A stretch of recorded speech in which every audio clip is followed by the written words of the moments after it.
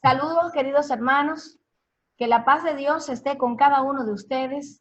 Estaremos hoy presentando en este Viernes Santo las 7 palabras de Jesús en la cruz, a cargo de los reverendos Pastor Manuel Guílamo, Pastor Samuel Grano de Oro, los hermanos Jeremías Santana, licenciado Joaquín Disla y una servidora Marisol Marión Landé.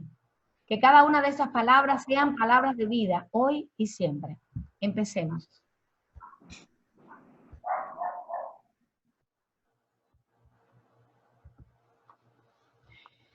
La muerte de muchos personajes de la historia ha quedado grabada a través del tiempo por las últimas palabras expresadas antes de morir. Al parecer, el ser humano necesita despedirse o indicar deseos antes no dichos, pero muchas veces, cuando el proceso de muerte no ha entumecido la razón de la persona, estas expresiones reflejan lo que ha sido la vida de la persona en cuestión.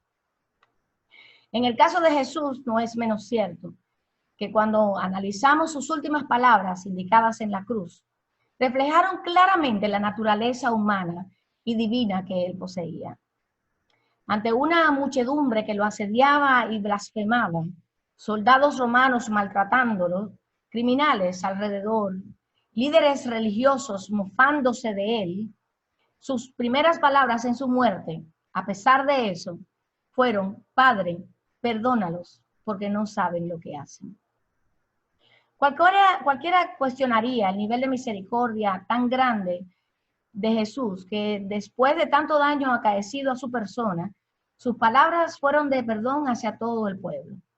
Y no es de extrañar, porque la existencia de Jesús en nuestra tierra estaba predeterminada para restablecer el orden divino de la creación y unir de nuevo a los hombres en comunión con Dios. La misión de Jesús en la tierra fue de salvarnos a todos nosotros por nuestros pecados. Y ahí, en la cruz, se representaba el momento cúspide de la perversión del hombre. Pero también hay otro aspecto a considerar. Jesús conocía perfectamente el entorno en el que estaba envuelto en ese momento y reconocía, entre toda la multitud, la ignorancia de no reconocer la verdad y, por tanto, las acciones del pueblo estaban infundadas en ese desconocimiento de la realidad. Nosotros, al día de hoy, deberíamos de recordar continuamente el ejemplo de Jesús. Perdonar a nuestros deudores aún reconociendo que aquellos no han tenido la razón, pero comprendiendo al mismo tiempo que las verdades que han llevado a los demás a ofenderte y maltratarte son diferentes a las tuyas y que, por tanto, en ese entender las razones disímiles de los demás, debe verse reflejado la misericordia de Dios en nuestro propio perdón. Y esa misericordia y perdón hacia los demás me lleva a la segunda palabra de Jesús en la cruz. Ante la crudeza de los malhechores que le injuriaban, diciendo que se salvara a sí mismo, y ante la respuesta de uno de ellos, en efecto arrepentido, que le indicaba, nosotros, a la verdad, justamente padecemos, porque recibimos lo que merecieron nuestros hechos, mas ningún mal hizo, diciéndole a la vez a Jesús: acuérdate de mí cuando vengas en tu reino. La respuesta de Jesús no se hizo esperar. De cierto te digo que hoy estarás conmigo en el paraíso. Muchas son las ideas que se discuten con relación a esta expresión de Jesús, que si el paraíso significa jardín o vergel, o si por el contrario significa Seol como lugar de sepultura. Que si la indicación de Jesús al ladrón arrepentido era que estaría desde hoy o desde mañana o solo cuando regresara a su reino. No es mi intención discutir estas diferencias, pero sí queda evidente que en esta expresión Jesús demostraba a todos que ante el arrepentimiento del ladrón, Jesús mismo le aseguraba que ya de antemano él lo estaba acogiendo en su santo seno y que le brindaba la salvación que él mismo, a través de su muerte, venía a regalarles a todo el pueblo, incluyendo a nosotros mismos. Desde ya, cada uno de nosotros podemos disfrutar de ese paraíso, ese jardín hermoso que Dios nos da a través del gozo de su existencia en nuestras vidas. Ese gozo que va transformando nuestras vidas y a pesar de las circunstancias, nos da una paz que sobrepasa todo entendimiento. Desde ya, nosotros sabemos que Jesús mismo nos ha dicho, somos salvos. Que Dios les bendiga. Pasemos ahora a la tercera palabra. Mujer, he ahí tu hijo, bajo la responsabilidad de nuestro hermano Jeremías Santana. Un momento, Jeremías. Adelante. Hermanos, hermanas, los invito a que lean conmigo la porción que se encuentra en el capítulo 19 del Evangelio según San Juan, versículos del 25 al 27, que es la que sirve de fundamento a esta reflexión que le voy a hacer sobre la tercera palabra de Jesús en la cruz. Dice así: estaba junto a la cruz de Jesús su madre y la hermana de su madre, María, mujer de Cleofas, y María Magdalena. Cuando vio Jesús a su madre y al discípulo a quien él amaba, que estaba presente, dijo a su madre: mujer, he ahí tu hijo. Después dijo al discípulo: he ahí tu madre. Y desde aquella hora el discípulo la recibió en su casa. En esta palabra, Jesús pone su atención en el pequeño grupo de amigos y familiares que se encontraban al pie de la cruz, los pocos que quedaron junto a él. Ya en sus dos palabras anteriores, en sus dos primeras palabras en la cruz, Jesús se había ocupado de las necesidades y del bienestar, podemos decir, de un gran número de personas que se encontraban en ese lugar o en los alrededores de ese lugar. A pesar de que la mayor parte de esas otras personas formaban parte del grupo de los que lo habían maltratado, los que lo habían acusado, los que lo habían vilipendiado, los que lo habían martirizado y finalmente crucificado. Así vemos en la primera palabra que ya fue puesta por Marisol, pero quiero hacer una puntualización en ella para poner lo que voy a decir en contexto. Vimos que en la primera palabra Jesús se ocupó, podemos decir, del perdón y del bienestar, del destino de las personas que en ese momento lo estaban matando. Y al pedir perdón por sus verdugos, Jesús nos dio una lección a todos nosotros. Una lección que debe tener vigencia por los siglos de los siglos, de que debemos tener empatía y compasión hasta por nuestros enemigos. Luego, en la segunda palabra, Jesús pone a un lado su propio sufrimiento, podemos decir su propio pesar y su propio dolor, y se ocupa de consolar y de rescatar la vida de uno de los dos malhechores que habían sido crucificados junto a él.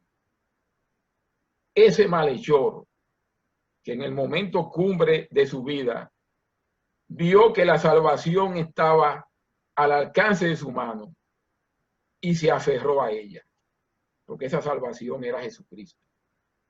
Ese malhechor que en el último momento de su vida reconoció la pureza y la divinidad de Jesús y le pidió que se acordara de él cuando estuviera en su reino.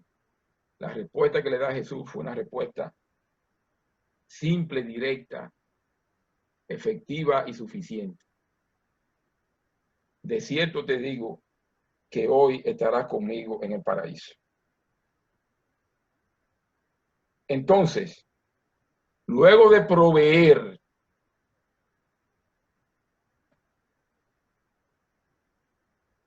por el bienestar, podemos decir, por la salvación de aquellos que no habían sido parte de su círculo de discípulos, de seguidores, de amistades, de familiares. Entonces Jesús se dirige en este momento a las personas que forman parte de su círculo íntimo. Y Jesús se dirige específicamente a las dos personas más cercanas a él, las personas que por diferentes razones habían sido más cercanas a él. María, su madre terrenal, que precisamente por ser su madre terrenal había estado junto a él durante toda su vida. Y Juan, su discípulo más joven, aquel a quien las escrituras designan con el calificativo de el discípulo amado. Ahora Jesús provee por el bienestar, por la estabilidad, por la seguridad de su madre terrenal y del discípulo amado. Y es que Jesús no podía ocuparse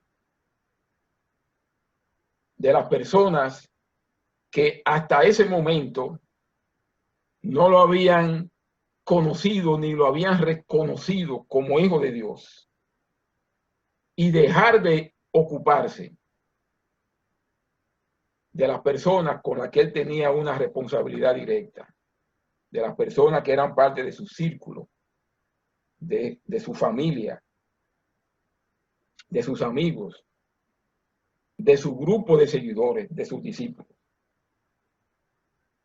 Y al hacer eso, al proveer y prever para la seguridad y para la felicidad de María y de Juan, que posiblemente era su discípulo más vulnerable por su juventud, al hacer eso Jesús nos da una lección imperecedera a todos nosotros. Una lección de amor y de responsabilidad por nuestros familiares, por nuestros padres, por nuestros hijos, por nuestros cónyuges, por nuestros amigos. Y una lección que nos enseña que nosotros no podemos brillar para el mundo, brillar en la calle, brillar para las personas que no nos conocen o que no están cerca de nosotros, y al mismo tiempo ser un factor de discordia y desasosiego para nuestra propia gente. O como dice una expresión muy conocida y muy repetida aquí en nuestro país, Jesús nos enseñó con esa actitud que nosotros no podemos o no debemos ser luz de la calle y oscuridad de nuestras propias casas. Hermanos y hermanas, en esta época en que la violencia doméstica se ha convertido en un verdadero flagelo, en una especie de plaga que afecta la vida de millones de personas alrededor del mundo, especialmente la vida de mujeres y de niños, esta tercera palabra de Jesús en la cruz: mujer, he ahí tu hijo; hijo, he ahí tu madre, nos alecciona y nos ilustra sobre la forma en que podemos ser consecuentes, la forma de ser consecuentes con el mensaje de amor y de salvación de Jesucristo. Mensaje que tiene que traducirse necesariamente en una actitud y una conducta de afecto y de respeto, de empatía y de tolerancia, y en una actitud y una conducta de conmiseración y de protección para nuestra gente, para las personas que nos rodean, para nuestra familia, nuestros familiares, nuestros amigos, nuestros allegados. Y es que Jesús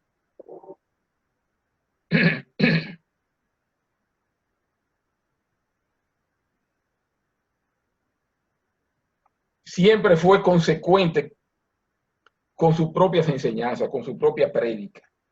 No había dicotomía, no había separación entre lo que él predicaba y lo que él hacía.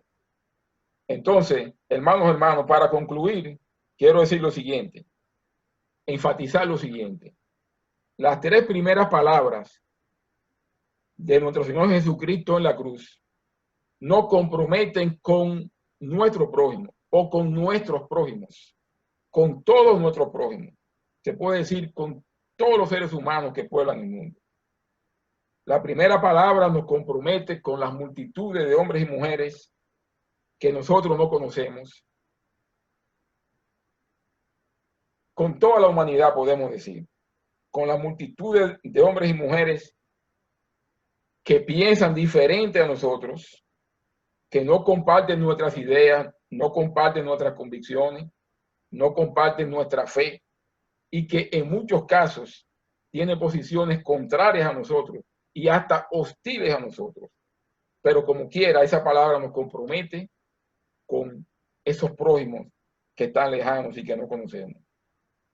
Y la segunda palabra con la cual Jesucristo rescató la vida del ladrón arrepentido, nos compromete con el prójimo, que está muy cerca de nosotros, prácticamente pegado a nosotros, pero que nosotros no conocemos.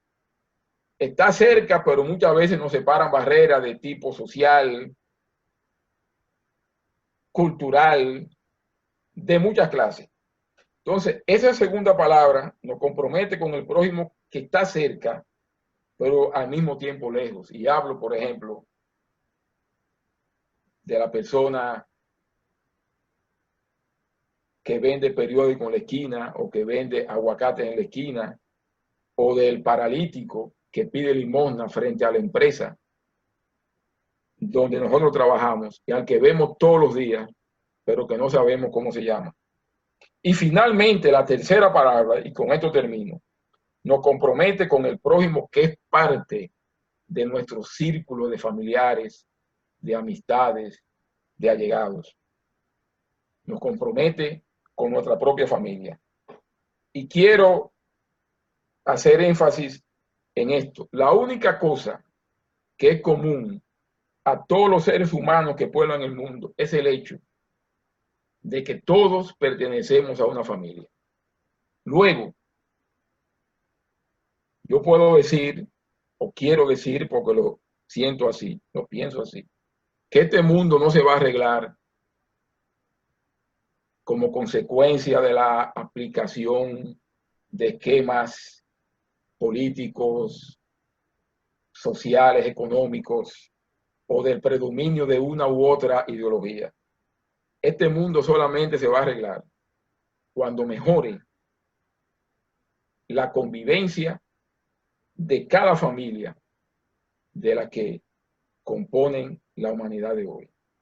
Solamente mejorando la convivencia de cada familia, las relaciones a lo interno de cada familia, este mundo se podrá arreglar. Luego, cuidando nuestras familias, nosotros cuidamos el mundo. Bendiciones para todos y todas. Gracias, hermano Jeremías. Pasemos la palabra a nuestro reverendo Samuel Grano de Oro con la expresión de Jesús. Dios mío, ¿por qué me has abandonado? Adelante, Rebe. En la parte más crítica y profunda de aquella tarde de crucifixión, Jesús se refugia en el Salmo 22, verso 1, porque en ese momento él llevaba el peso del pecado, de la miseria, del sufrimiento humano. Y allí dice, Dios mío, ¿por qué me has desamparado? Esta expresión implica dos cosas. Primero, la tentación. Segundo, que si en medio de la tentación clamamos a Dios, Dios nos dará la salida y la alegría para vivir una vida feliz. En el Antiguo Testamento hay varias instancias, pero yo voy a escoger tres de manera rápida. La primera es Job. Job estaba sumido en un total desamparo de su familia, de sus amigos. Había sido dañado por Satanás con una sarna maligna y le había quitado sus hijos. Pero Job fue fiel y en medio de ese desamparo pudo clamar en el capítulo 25, verso 19, yo sé que mi Redentor vive y aún después de deshecha esta mi piel, he de ver a mi Dios. La segunda instancia es el profeta Jeremías, que por causa de su profecía era asediado, era maltratado por los reyes y las clases sociales de Jerusalén.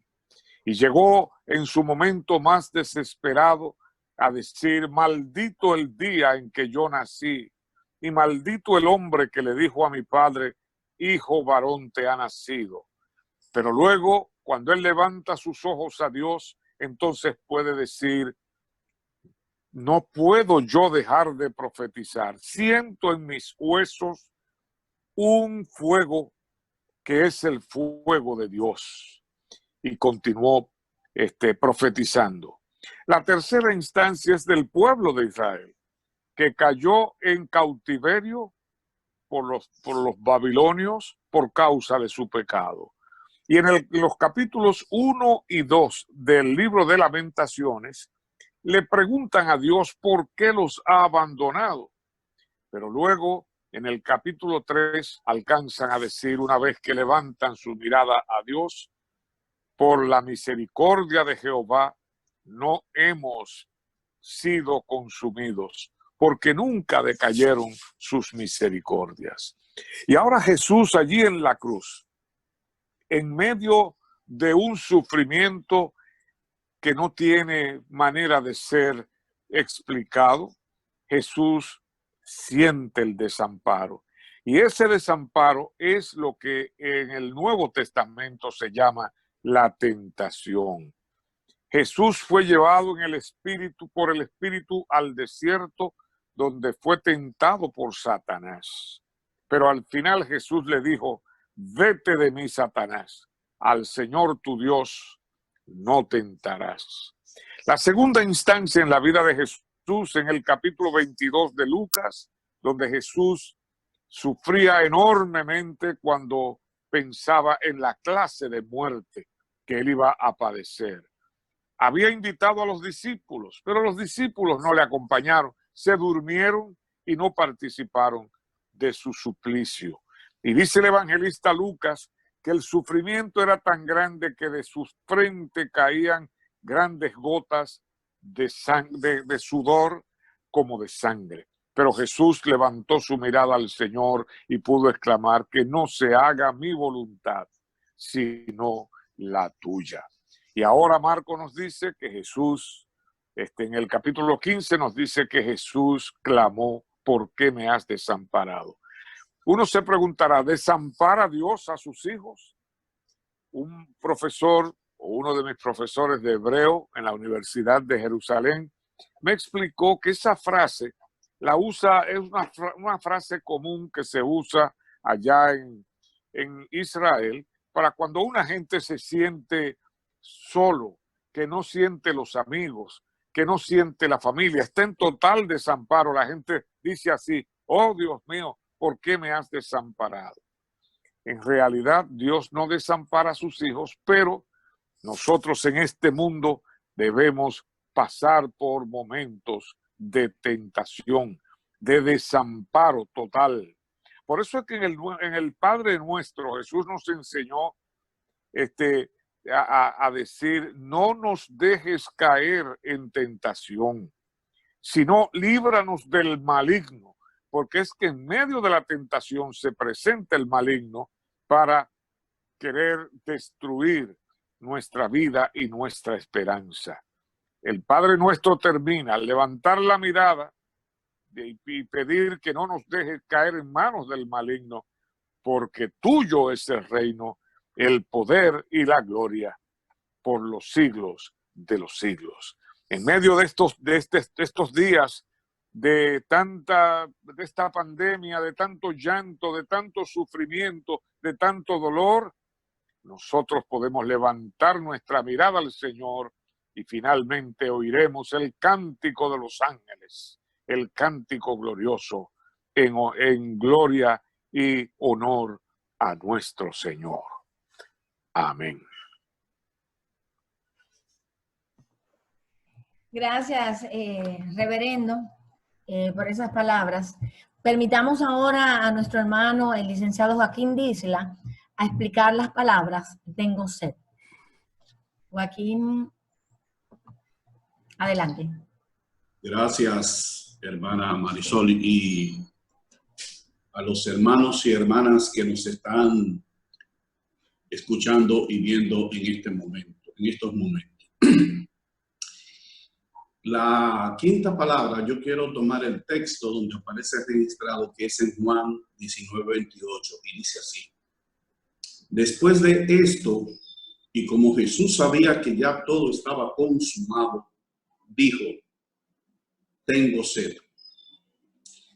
Pero yo quiero terminar el texto donde Juan anota: para que la escritura se cumpliese. Y como estamos en Semana Santa, en tiempos de coronavirus, yo quisiera que ustedes me permitieran dar, digamos, un salto o tener una visión diferente a lo que es esta quinta palabra, y no me voy a enfocar básicamente en la expresión de Jesús de tengo sed en términos fisiológicos.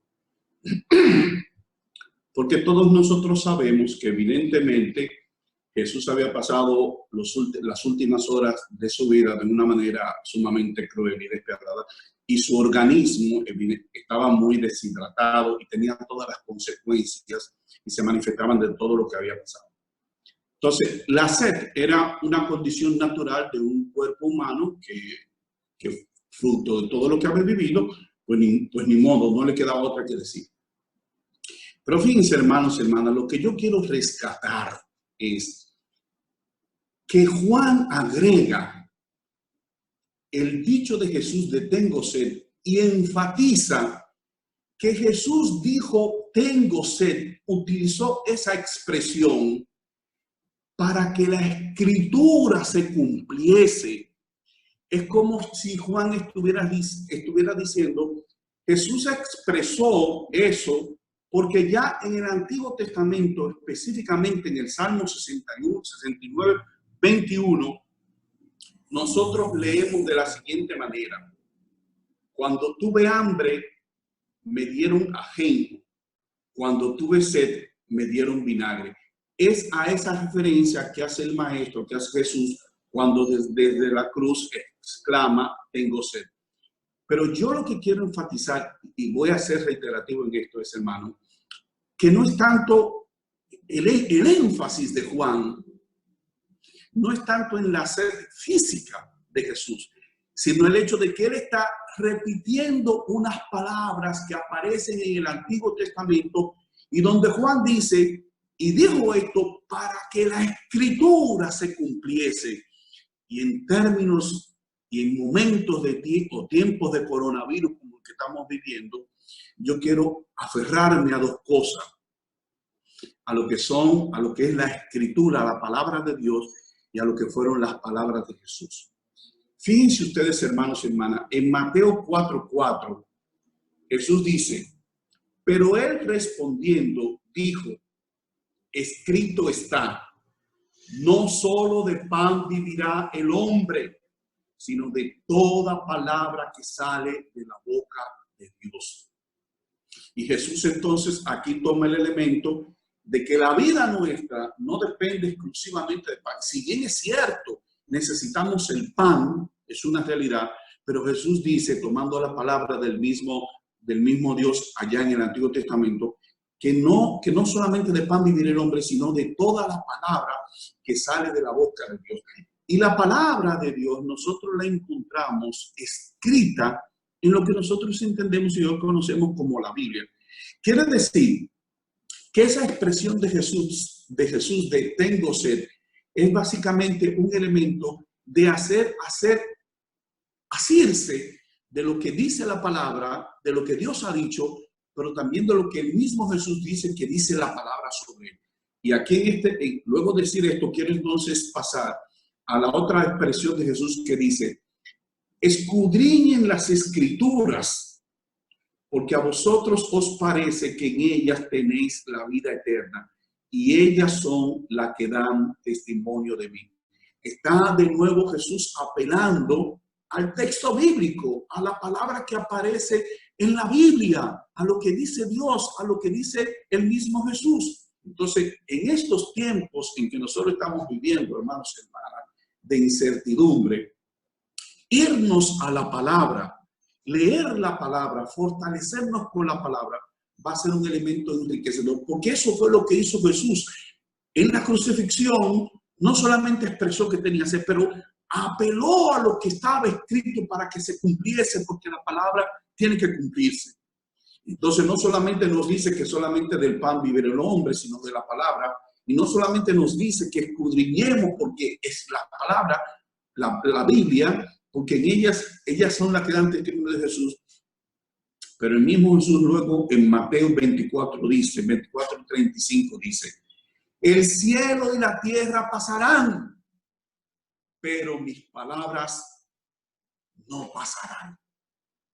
Hermanos, hermanas, ese texto que nosotros tenemos, esa palabra que sale de la boca de Dios, pero en este caso esas palabras que salen de la boca de Jesús, que quedaron registradas en la Biblia, es, entre otras cosas, lo que nosotros tenemos que apelar en estos momentos, a lo que dijo Jesús y a lo que está escrito en la Biblia que dijo Jesús. Y por último, quiero terminar presentando esa última expresión, una de las últimas expresiones que tuvo Jesús ya antes de ascender, cuando le dijo a los discípulos en Mateo 28:20, enseñándoles que guarden todas las cosas que os he mandado. Y se registra el texto bíblico, las palabras de Jesús. Y he aquí, yo estoy con vosotros todos los días hasta el fin del mundo. Tenemos la escritura, tenemos la palabra de Dios, pero también tenemos la palabra dicha por Jesús que quedó registrada. En esta Semana Santa, en tiempos de coronavirus, vayamos al texto, vayamos a ver y a leer lo que dice el texto, pero sobre todo esas palabras de Jesús cuando terminó diciendo que Él estará con nosotros todos los días, hermanos y hermanas, todos los días hasta el final de los tiempos. Que el Señor nos bendiga. Amén. Gracias, hermano Joaquín, por tus palabras. Vamos a permitirle ahora a nuestro reverendo, nuestro pastor, el reverendo Manuel Guílamo, con la explicación de la sexta y séptima palabra: consumado es, y Padre, en tus manos encomiendo mi espíritu. Adelante, pastor.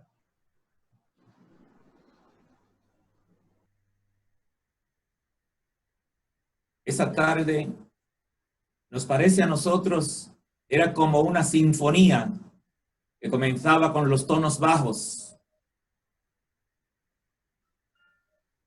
donde a medida que avanzaba el día, de igual modo aparecían otros tonos que iban elevando la fuerza de los sentimientos, tanto en aquel que estaba en aquella cruz como en los espectadores cercanos y lejanos, de una historia que fue tejida con actores y también con actrices, con situaciones que fueron momentos de gloria, de muchas pruebas, hasta de guerras humanas y espirituales.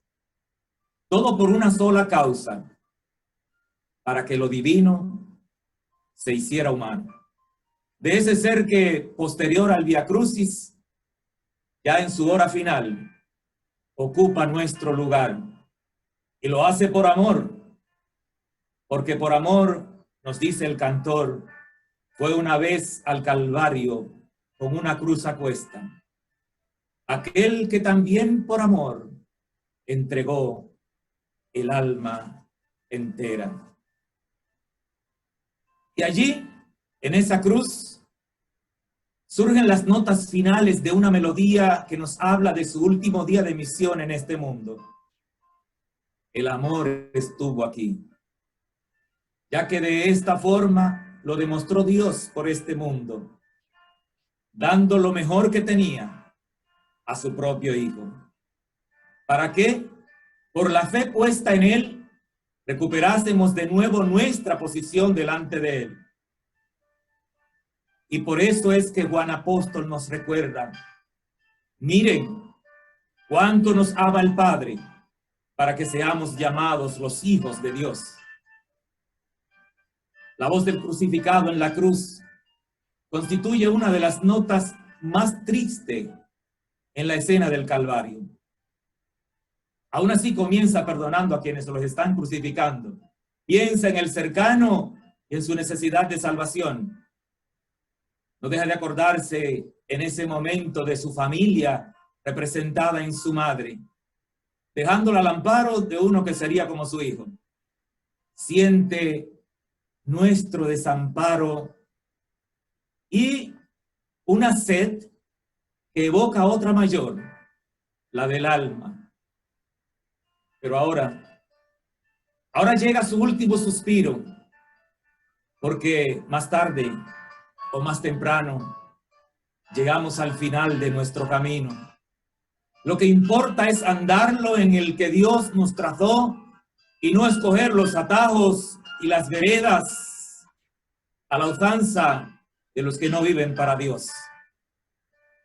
Y es que lo que Dios comienza, mis amados, Él lo termina.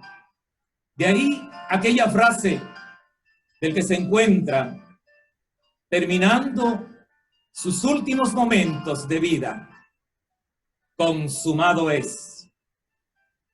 La obra que me diste que hiciera, la concluí, le dice a su Padre.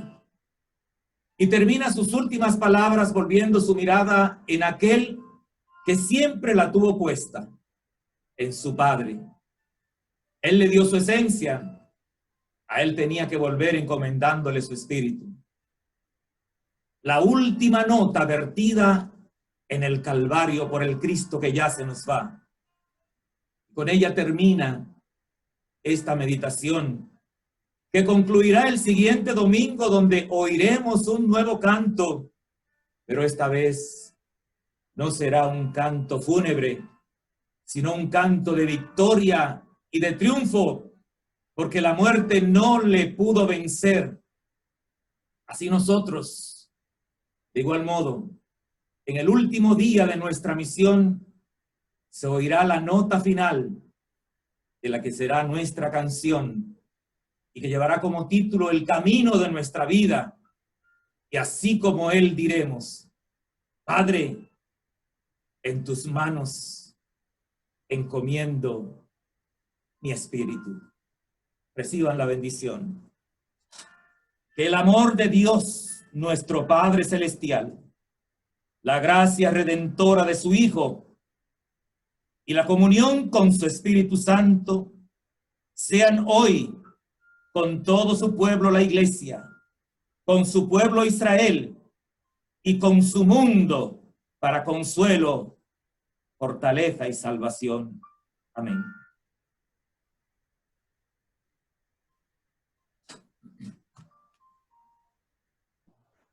Gracias a todos. Gracias al reverendo Guílamo. Que Dios les bendiga.